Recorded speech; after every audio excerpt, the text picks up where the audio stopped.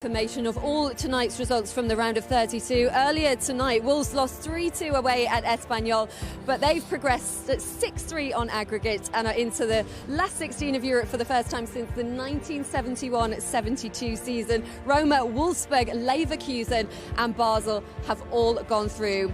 At Old Trafford, Manchester United thrashed Bruges 5-0 earlier tonight. Another goal from the spot from Bruno Fernandes. Igalo got his first one for the club in that one, and Ole Gunnar Solskjaer's side are in the draw tomorrow. A bad night for Celtic. They lost 3-1 to Copenhagen. Edouard's late penalty gave them hope of extra time in that one, but then they conceded 2 late goals and have gone out 4-2 on aggregate. Arsenal not the only big side out tonight as well. Ajax have gone out to Getafe. Inter are through. They beat Ludogorets 4-1 on aggregate. Lukaku getting his 23rd of the season in that one. Well, Pierre-Emerick Aubameyang here went from hero in extra time to devastation in just a few moments. We can hear from the Arsenal captain now talking to Reshman Chowdhury. Oh, but I can see how devastated you are. How do you even sum up those last crazy few moments where you almost had it? Yeah, very, very disappointed. What can I say? It's very, very hard, very tough. It was a tough game again, and I think we missed to put some pace in the game. That cost us a little bit today, and the last minute goal was unlucky for us, and yeah, that's it. Your goal was, I mean, it was definitely one to show the grandchildren, but the one that you missed, I mean, every day of the week you score that. What was going through your mind when it missed? Yeah, I don't even know. I feel very, very bad, and yeah, but that can happen, and I don't know how I missed this chance. I was tired, and I had some cramps as well, but it's not an excuse. I have to score this goal, but yeah, can happen. Yeah, of course, that was in the final few minutes. Why do you think it was so difficult up until that point to find that goal? There seemed to be sort of disconnection in that final third in the box. Yeah, but I think it was tough because they play very deep, yeah, and yeah, it was hard to find the solutions in the final third. So yeah, as I said, it was really a tough game and tough to find some spaces. Where does it leave your Champions League hopes for next season now, do you think? But we try to keep improving in the league, and we try to win as many games as possible, and we'll see how many chances we have to qualify. Thank you so much for talking to us, Oba. Thank you. Well, he is hurting. That miss at the end of that game, John, that's going to live long in his memory. Take him a while to get over that. Oh, what do you want? Certainly won't be getting a lot of sleep tonight. Scorer, and it's incredible how a player of that.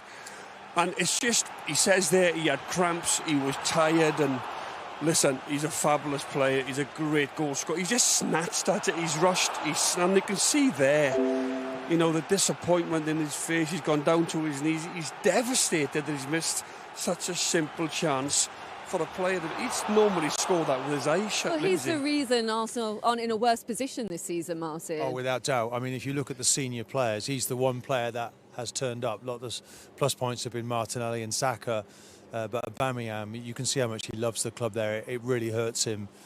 He could have been the hero. Instead, he's the fall guy there at the end.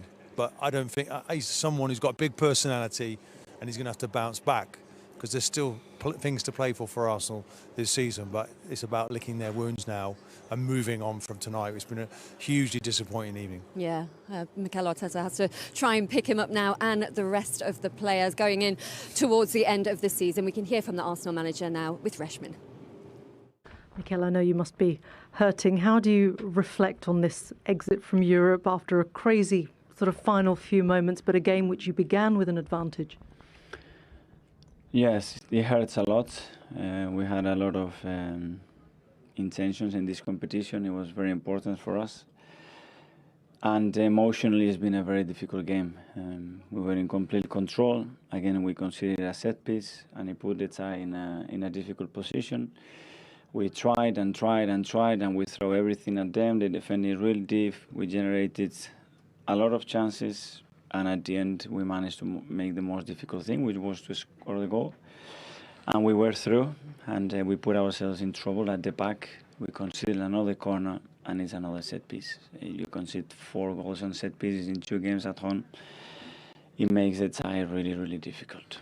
Why do you think it was so hard to find a way to score? It looked as though the players just weren't on the same page in terms of, finding that final ball. They would make the opportunity, but they just couldn't connect in the box. Because to attack against 10 players in 20-25 meters is a very difficult thing against a team that is well organized, and you have to be patient, But I think we created enough chances to win the game comfortably. It didn't happen, and obviously at the end, the last 5 minutes, we have to manage the game much better and again, defend the set pieces as it was the only way, and a counter-attack that they were going to score a goal, and we are out.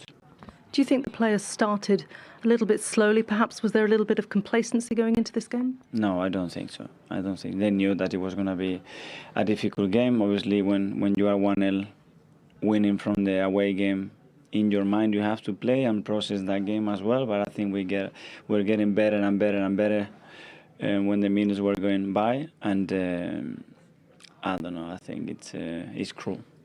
What is the biggest lesson you will all take from this tie now? That details are so important in this competition, and the boxes decided whether you are through or not. And we gave away 2 set pieces goals in a game at home, and if you do that, obviously, it's very difficult. Where does this leave your hopes for Champions League qualifications now?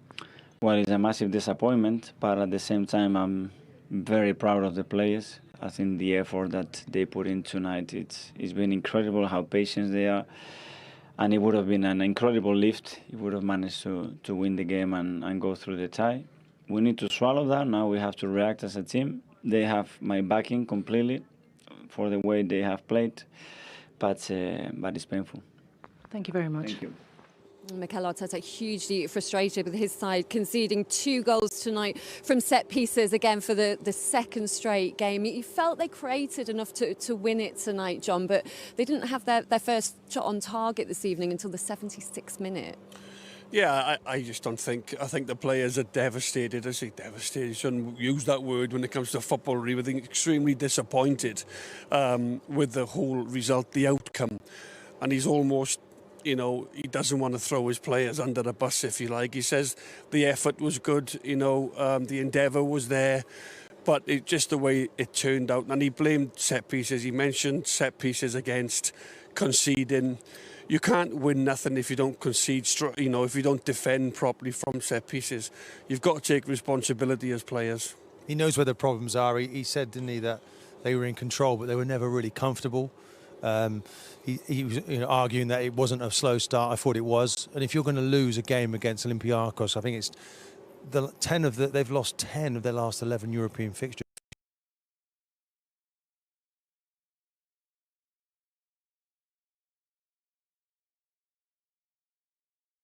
We're an awful long way behind those teams. We've got to get the basics right first. We cannot defend from set pieces. Everybody's going to know now at the weekend, Portsmouth coming up in the FA Cup, put the corners in and you might score against Arsenal. You can't have that sort of handicap. There's weaknesses there that need to be put right, and that will have to be done, I'm afraid, with personnel changes. There'll have to be players brought to the club. At half-time, I said Olympiakos will be delighted at 1-0 because they'll feel Arsenal will give us a chance.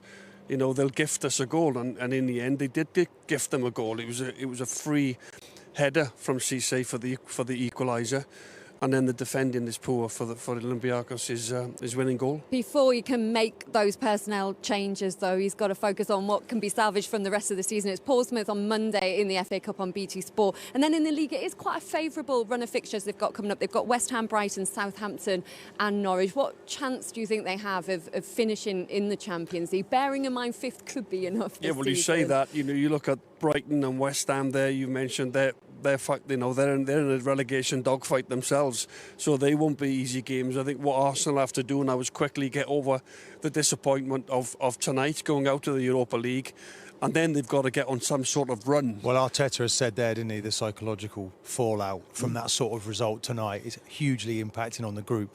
And he needs his senior players now to step up. The youngsters will just play well in any circumstances. But this is a big moment for him. And he's a rookie manager himself. You know, he's been a good coach. How good a manager is he? He's going to ask himself a lot of questions. It's a case of looking in the mirror for the whole group and trying to bounce back for the FA Cup on Monday. Champions League